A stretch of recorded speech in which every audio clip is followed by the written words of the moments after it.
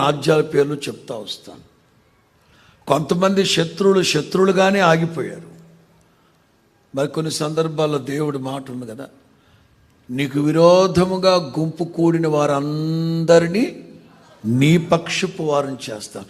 కేవలం వారు మన పక్షపు వారు అవడమే కాదు, అస్సలు మనం కలలో కూడా అస్సలు ఊహించని సహాయం వాళ్ళ ద్వారా చేస్తాడు. ఇంకా చెప్పనా, వాళ్ళు సహాయం చేయడమే కాదు, వాళ్ళే కట్టి పెడతారు మన కోసం. స్తోత్రం చెప్పు.